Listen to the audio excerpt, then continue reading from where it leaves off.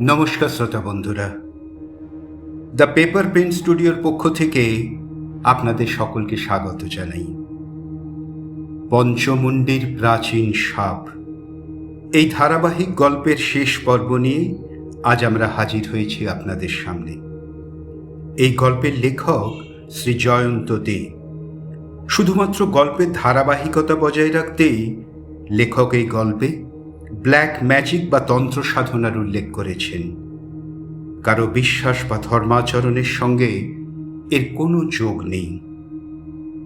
ধারাবাহিকের প্রথম দুটি পর্বে আমরা জেনেছি যে মুকুল কিশোর গঙ্গোপাধ্যায় ও মঞ্জুশ্রী চট্টোপাধ্যায় এই দুই ভাই বোন তাঁদের রাঙা কাকা অনিন্দ কিশোর গঙ্গোপাধ্যায়ের কর্মকাণ্ড নিয়ে ভয়ানক ভীত ও উদ্বিগ্ন। তাঁদের বাড়ির ঠাকুর ঘরের পঞ্চমুণ্ডির আসনের তিনিই উত্তরাধিকারী এবং ঠাকুর ঘরে প্রবেশের অধিকার চেয়ে অনিন্দ কিশোর নানা রকম অলৌকিক কাণ্ড কারখানা ঘটাতে থাকেন। মুকুল কিশোরের মেয়ে দোয়েল ভয়ানক অসুস্থ হয়ে পড়তে থাকে। মুকুল কিশোর ও মঞ্জুশ্রী দেবীর ধারণা দোয়েল অনিন্দ কিশোরের তন্ত্র সাধনার শিকার।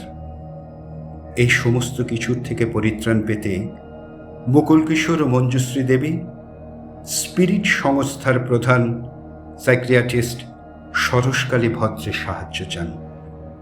সরসকালী সাহায্যের হাত বাড়িয়ে দেন এবং পেইং গেস্ট হিসেবে মুকুল কিশোরের বাড়িতে সাময়িকভাবে আশ্রয় নিয়ে তার অনুসন্ধান শুরু করেন। অনুসন্ধানের পথে তিনি দোয়েল, তার মনের মানুষ অভিলাষ এবং মুকুলবাবুদের ভাড়াটের দুই মেয়ে মিতুল ও তুতুলের কাছ থেকে কিছু তথ্য সংগ্রহ করেন। অনিন্দ কিশোরের সঙ্গেও সাক্ষাৎ করেন তিনি এবং তার মনোভাব বোঝার চেষ্টা করেন। এরপর কিভাবে সরসকালী ভদ্র এই রহস্যের শেষ প্রান্তে পৌঁছে তার উপর আলোকপাত করলেন, তাই নিয়েই এই অন্তিম পর্ব। তৃতীয় ও শেষ পর্বে চরিত্র চিত্রণে সরসকালী পুষ্কল ব্যানার্জি, তার সহকারী পল্লব প্রধান, রাঙা কাকা অর্থাৎ অনিন্দ কিশোর কল্যাণ বিশ্বাস, মুকুল কিশোর অভিজিৎ বিশ্বাস, মুকুল কিশোরের স্ত্রী অর্থাৎ তৃষ্ণা অলকা বিশ্বাস সাহা, দোয়েল শৈপত্রী সান্যাল এবং বুধন শুভদীপ বর্মন। এডিটিং ও স্পেশাল এফেক্টস অভিষেক দাস। চলুন এগোনো যাক রহস্যের অন্ধকার থেকে উদ্ঘাটনের আলোর দিকে।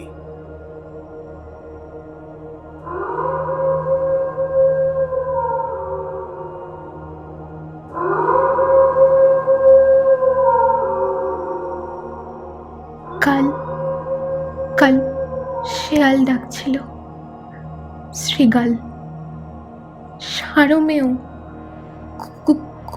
কুকুর ডাকছিল। শ্রীগাল, সারমেয়, সর্প, বৃষ, চণ্ডাল ওরা সবাই এক এক করে ওই আসনটার থেকে জেগে উঠছে। সবার আগে জেগে উঠেছে সর্প, সাপ, আর সেই সাপকে জাগিয়েছি আমি। ওই সাপ জাগিয়ে আজ আমি অভিশপ্ত। আমি সাপের হিসির শব্দ শুনতে পেয়েছি। এবার এক এক করে ওরা সবাই জেগে উঠবে আর শেষে জাগবে চণ্ডাল। মানুষের মুন্ডু এসে নৃত্য করবে। ওর মাথায় ঢুকে গিয়েছে ওই পঞ্চমুণ্ডির আসন থেকেই সব একে একে জেগে উঠছে। আচ্ছা দোয়েল, আর তোমাকে পঞ্চমুণ্ডি আসন থেকে ওদের জেগে ওঠার কথা কে বলেছেন? তোমার রাঙা দাদু, তাই তো? কেন বলেছেন সেটাও আমি জানি। আসলে তোমার রাঙা দাদু জানতে পেরেছেন যে ওই পঞ্চমুণ্ডির আসনে তোমাকে জোর করে অভিলাষ বসিয়েছে। ওই আসনে বসে অভিলাষ তোমার সঙ্গে কিছুক্ষণ সময় কাটিয়েছে।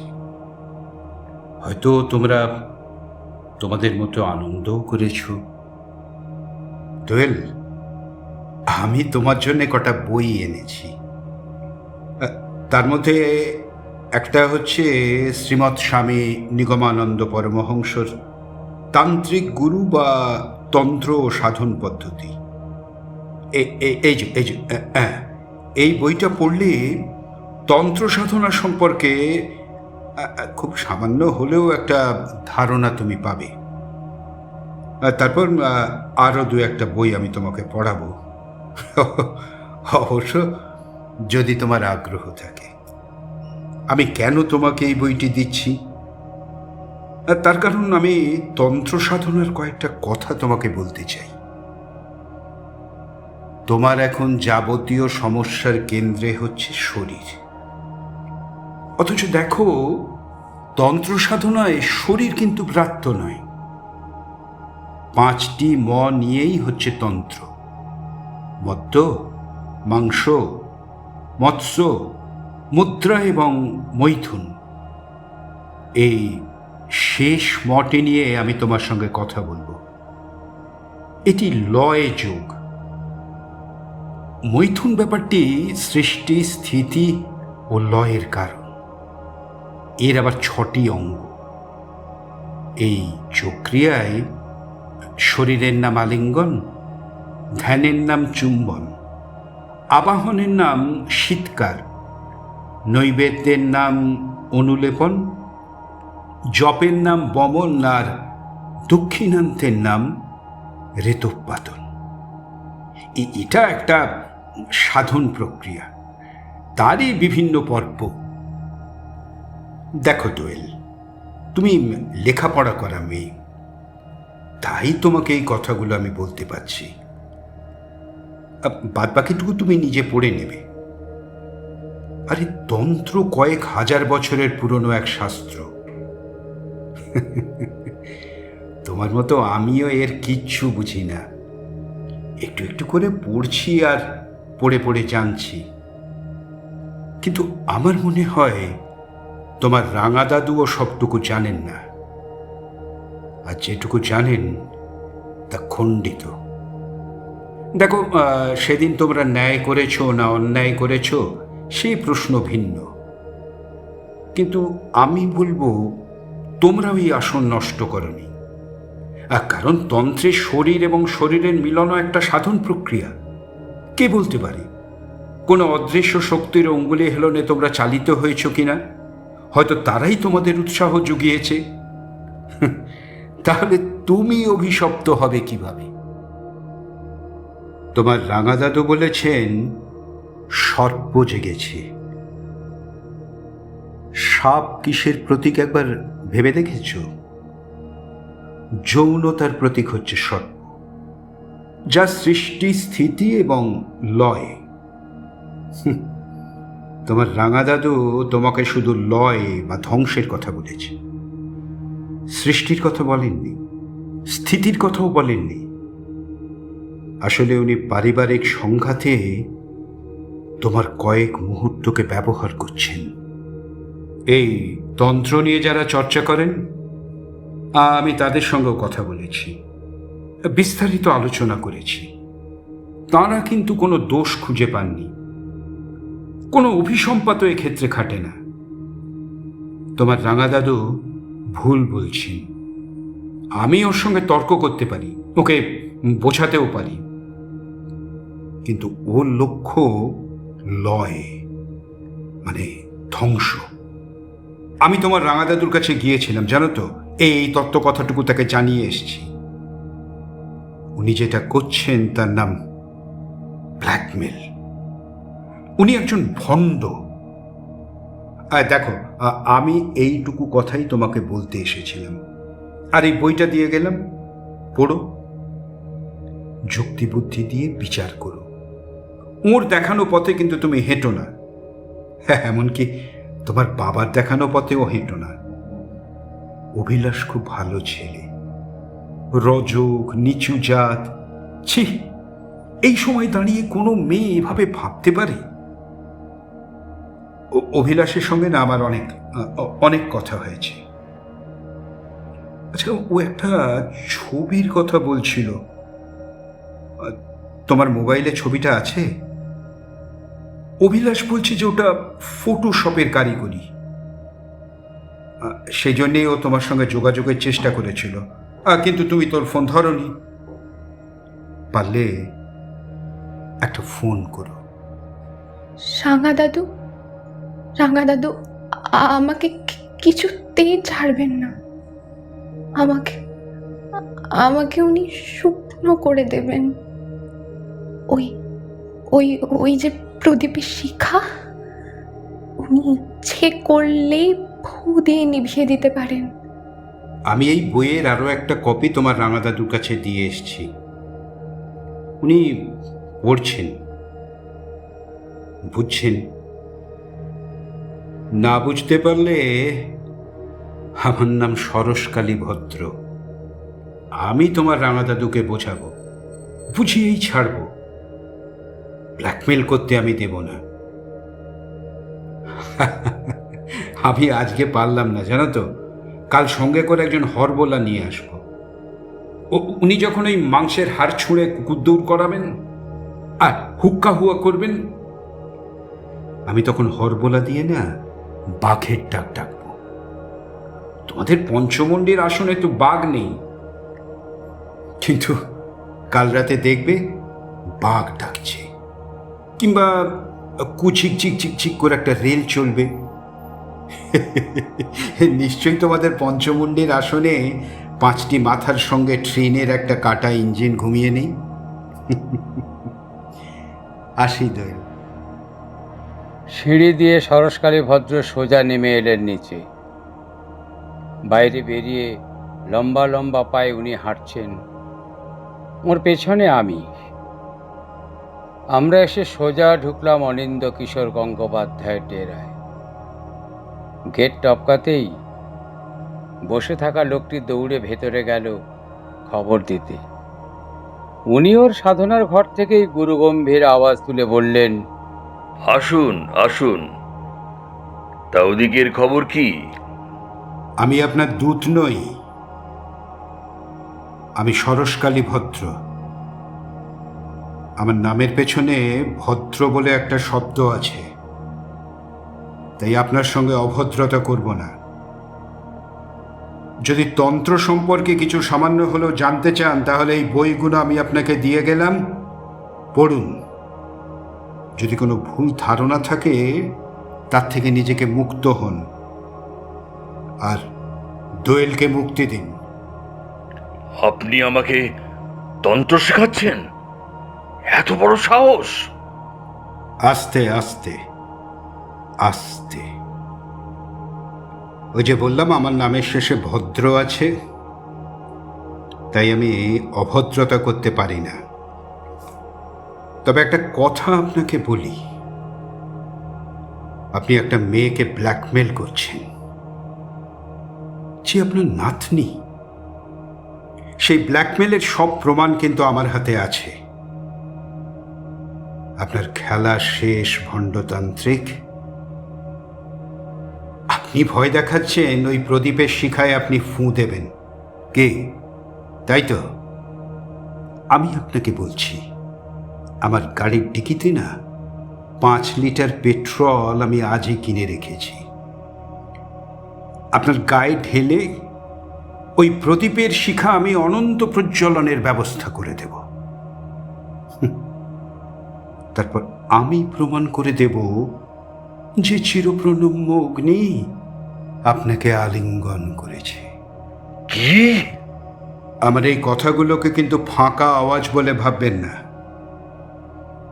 মনে রাখবেন, ভদ্রলোকের এক কথা। চলুন সুজনবাবু, এখানকার এসপির সঙ্গে একবার কথা বলে রাখি। আমাদের রাঙা কাকা, রাঙা দাদু, অনিন্দ কিশোর গঙ্গোপাধ্যায়ের মধ্যে একটা সুইসাইড টেন্ডেন্সি আছে। আমি ওর চিকিৎসা করছি, কিন্তু মনে হয় বাঁচাতে পারবো না। মৃত্যু এগিয়ে আসছে ওর দিকে। আমি একজন সাইকিয়াট্রিস্ট। আপনার তন্ত্র যেমন ভালো কাজ ছেড়ে খারাপ কাজের দিকে ছুটছে, আমার বিদ্যাও সেইভাবে আঙুল বেঁকাবে। সোজা আঙুলে ঘি না উঠলে আঙুল বাঁকাতে হয়, আমি সেটা জানি। আমরা দুজন অনিন্দ কিশোরের ঘর ছেড়ে বেরিয়ে এলাম। আমরা যখন ঢুকছি, আমাদের পাশ দিয়ে মিষ্টি হেসে মিতুল ওপরে উঠে গেল। আর জানলার সামনে দাঁড়িয়ে দেখলাম তুতুলকে কুকুরদের বিস্কুট দিচ্ছে। এ বাড়িতে ঢুকেই আমি বিছানায় গা এলিয়ে বললাম, আচ্ছা, ব্যাপারটা কি হলো? আরে মশাই, কিচ্ছু নয়, এই ঘটনাটা একটু আগে পরে করলাম। আর দোয়েলকে বলে এলাম যে তোমার রাঙা দাদুকে বই দিয়ে এসেছি, সেই বইটাই গিয়ে দিয়ে এলাম। আর একটা কি জানেন, এ বড্ড ঢিমে তালে দিন গড়াচ্ছে। আচ্ছা, কতদিন এখানে আটকে থাকবো বলুন তো? তাই একটু খুঁচিয়ে এলাম। দেখাই যাক না অনিন্দ কিশোর কিভাবে কামড়াতে চায়। তাহলে আজও বিনিদ্র রাত্রি। বিনিদ্র কি?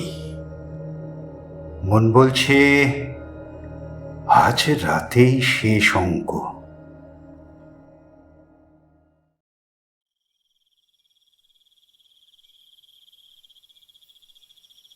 কিন্তু শেষ অঙ্কের জবনিকা যেভাবে উঠবে আমি ভাবিনি।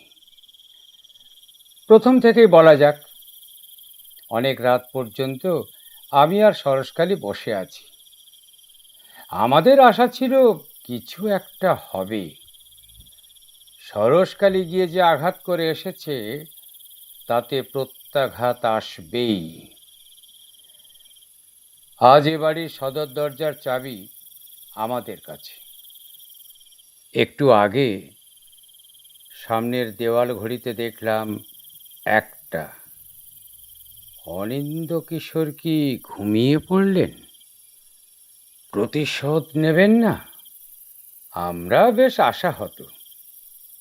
সরসকালী বললেন, আচ্ছা, দোয়েলের রাঙা দাদুর তো ফেসবুক হোয়াটসঅ্যাপ নেই, তাহলে ওর ওই কাজগুলো কে করে দিচ্ছে?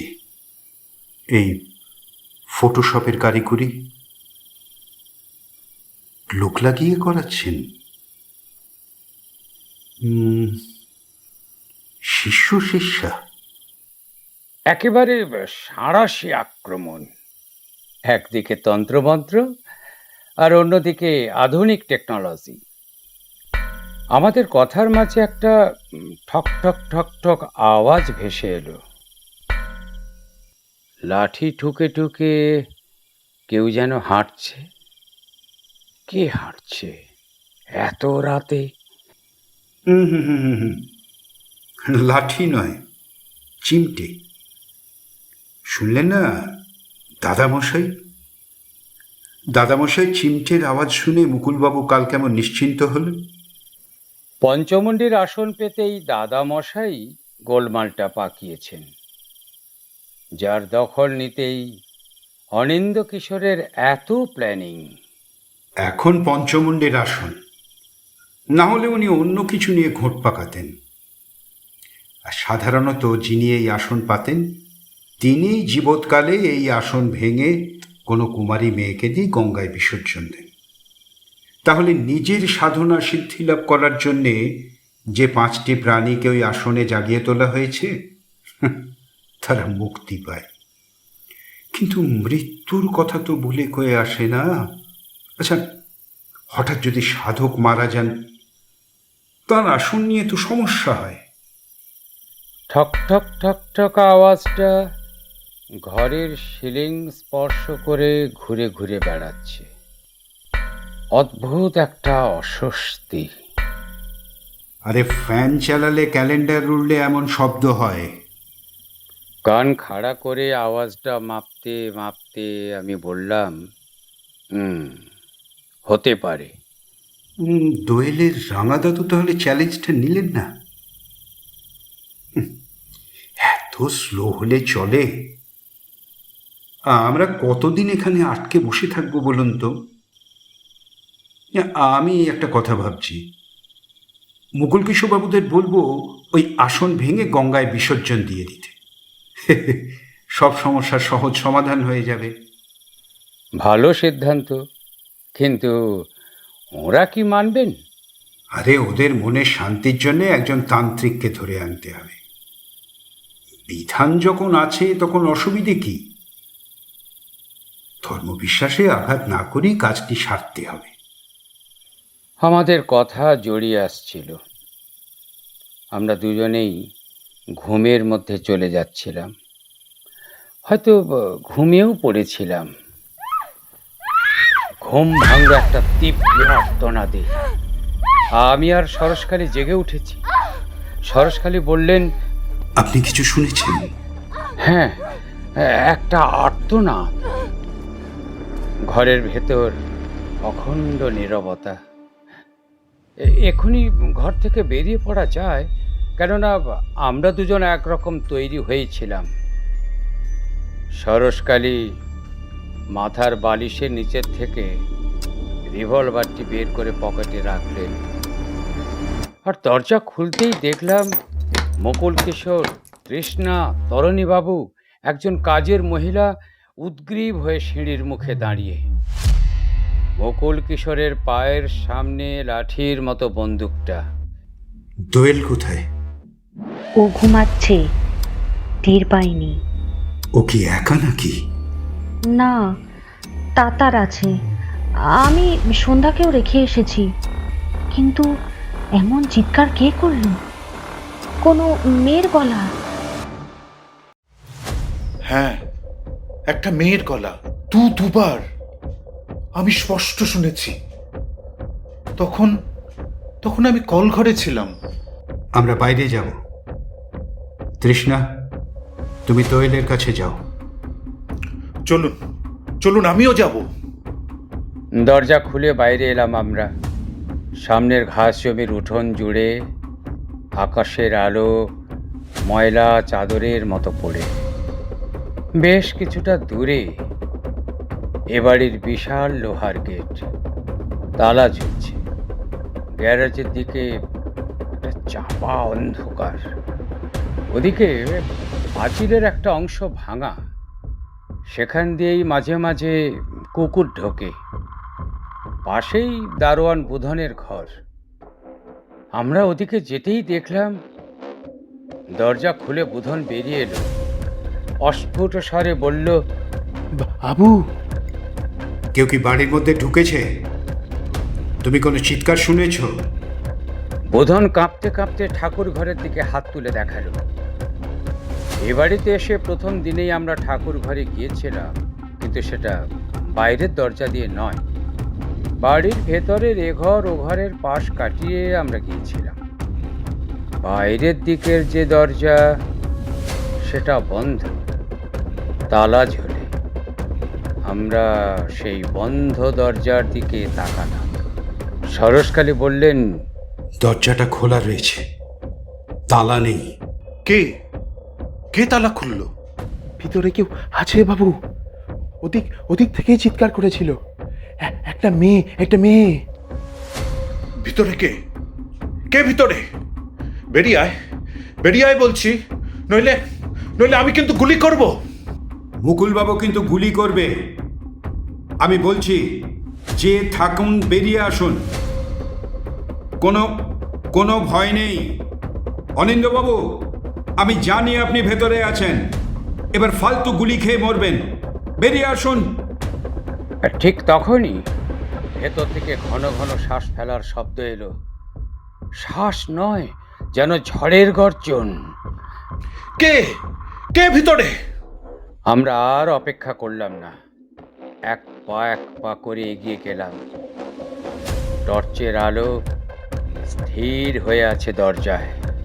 মুকুলবাবু, আপনি আপনি সরে যান। না না না, আপনারা সরে যান। শয়তানটা ভিতরে থাকলে আমি ওকে গুলি করে মারবো। আমার কাছেও রিভলভার আছে, গুলি আমিও চালাতে জানি। আপনি সরে যান।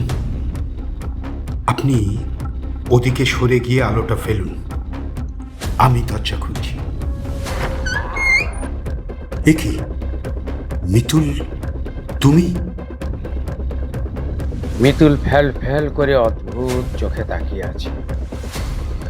মুকুলবাবু বললেন, ওই ডান দিকে দরজার পাশে সুইচ বোর্ড আছে।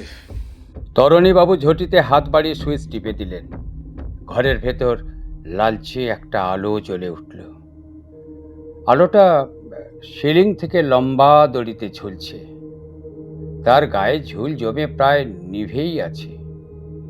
কিন্তু সেই আলোর এক ঝলকে দেখলাম মিতুল যেমন মেঝেতে অদ্ভুতভাবে বসে, তেমনি পঞ্চমুণ্ডির আসনের পাশে রাখা চিমটেতে গলা কেঁথে পড়ে আছে অনিন্দ্যকিশোর গঙ্গোপাধ্যায়। মুকুল কিশোর সেদিকে এগিয়ে যাওয়ার চেষ্টা করছিলেন। না না না, মুকুলবাবু এগোবেন না, এর পরের কাজটা পুলিশের। আমরা শুধু মিতুলকে বের করে আনব। বলেছিলাম না দাদা মশাই এসেছেন? ওর চিমটের ঠক ঠক আওয়াজ আমি শুনেছিলাম। জানতাম জানতাম আর কোনো ভয় নেই। মিতুলের দৃষ্টি শূন্য। সরসকালী এগিয়ে গিয়ে ওর হাত ধরতেই ও যেন সম্বিত ফিরে পেল। ভয়ার্ত চোখে তাকালো চিমটেতে গলা গাঁথা রাঙা দাদুর দিকে। গলা গাঁথা অনিন্দ্যকিশোরের চোখ দুটো যেন ঠেলে বেরিয়ে এসেছে। এসবের মানে কি মিতুল? আহ, ও এখন কিছু বলার মতো অবস্থায় নেই। আমি বলছি, মিতুলকে এর আগে আমরা বার 3-4 দেখেছি। একবার ছাড়া খুব একটা বিশেষ কথা হয়নি। আমরা তুতুলের খোঁজ নিয়েছিলাম। তুতুল এমএসসি করছে, কিন্তু মিতুল যে মেডিকেলের ছাত্রী এটা একবারও জানতে চাইনি। আর জানতে চাইলে হয়তো ওকেও একটু নজরে রাখতে পারতাম। অনিন্দ্যকিশোর কাজে লাগিয়েছিলেন মিতুলকে। তার নজর ছিল ঠাকুর ঘরের পঞ্চমুণ্ডির আসন। মিতুলও হয়তো অনিন্দ্যকিশোরকে কাজে লাগাচ্ছিল। তার নজর ছিল অভিলাষের দিকে। আসল এই তুতুলের বন্ধু অভিলাষ একসময় পড়াতো মিতুলকে। সেখান থেকেই চোরা টান মিতুলের। মিতুল সেটা একবার অভিলাষকে বলেও ছিল, কিন্তু অভিলাষ তাকে ধমক কষিয়ে পড়ায় মন দিতে বলেছিল সব পাগলামো ছাড়, তুই একটা পাগলি।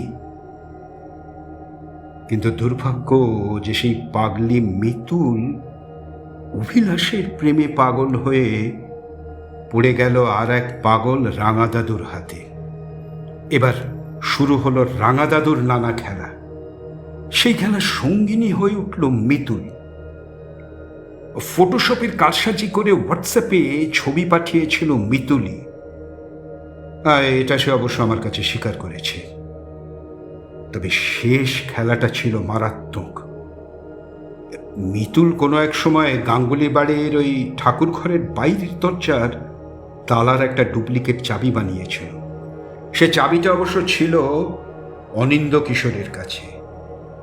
ঠিক ছিল মিতুল কোনো এক ফাঁকে সন্ধেবেলা ঠাকুর ঘরে ঢুকে ভিতর থেকে দেওয়া বাইরের দরজার খিল আর ছিটকিনিটা খুলে রাখবে। তারপর রাতে রাঙা দাদু খেলবে একটা ভয়ঙ্কর খেলা। এই খেলার সমস্ত উপকরণও আবার জোগাড় করেছিল মিতুল। ব্লাড ব্যাংক থেকে এনেছিল এক প্যাকেট রক্ত, মানুষের রক্ত, আর মর্গের ডোমকে ঘুষ দিয়ে এক বেওয়ারিশ লাশের কবজি থেকে কেটে নেওয়া হাত। আঙুল সহ ওই কাটা হাতের তালুটা সে ড্রাই আইসের ভেতর প্যাকেট করে 2 দিন আগেই জোগাড় করে এনেছিল। ঠিক ছিল যে আমরা চলে গেলে ধীরে সুস্থে এটা এক রাতে ঠাকুর ঘরের ভেতর রেখে দেবে। কিন্তু অনিন্দ্যকিশোরের ঘরে গিয়ে আমি চ্যালেঞ্জটা করে আসায় তিনি মিতুলকে বললেন যে আজই ঘটনাটি ঘটাতে হবে। সেই মতো মিতুল এবারে এসে ফিরে যাওয়ার সময় এক ফাঁকে ঠাকুর ঘরে ঢুকে বাইরের দরজার খিল আর ছিটকিনিটা খুলে দেয়। রাতে সবাই ঘুমিয়ে পড়লে অনিন্দ কিশোরের ফোনে মিতুল আসে রক্তের প্যাকেট আর কাটা হাতের তালু নিয়ে। রাত নিঝুম। দুই ছায়ামূর্তি এসে দাঁড়ালো ঠাকুর ঘরের বন্ধ দরজার সামনে। মিতুলের হাত থেকে অনিন্দ কিশোর কাটা হাত আর রক্তের প্যাকেটটা নিলেন। নিঃশব্দে বাইরের দরজার তালা খুললেন। দরজার সামনে দাঁড়িয়েছিল মিতুল।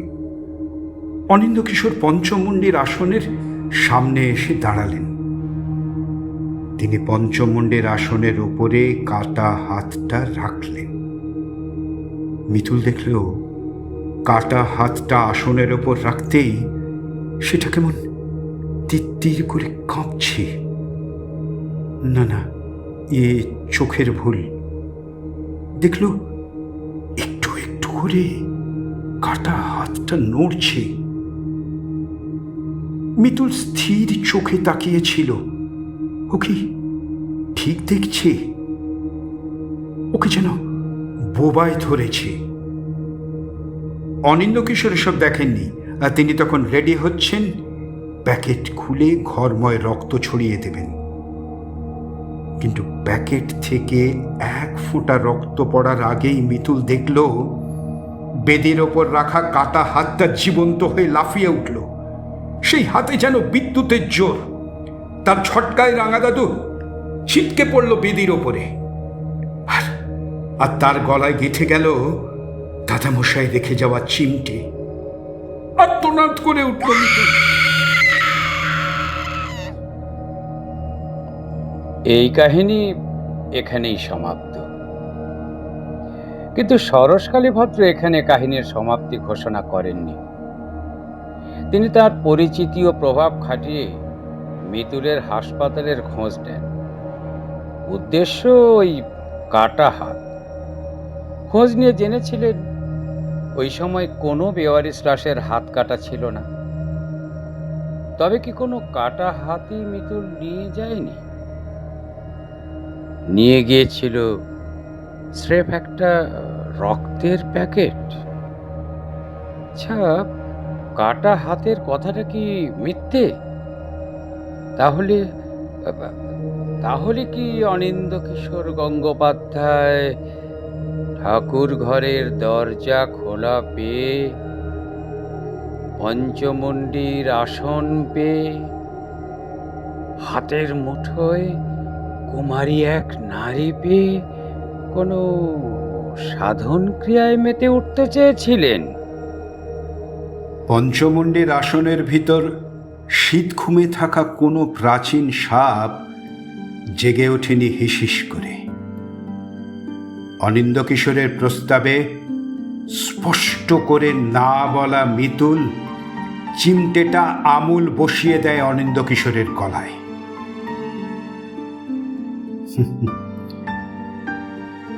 আসলে সত্যি কথা হলো যে কাটা হাতটার কোনো হদিশ আমরা পাইনি।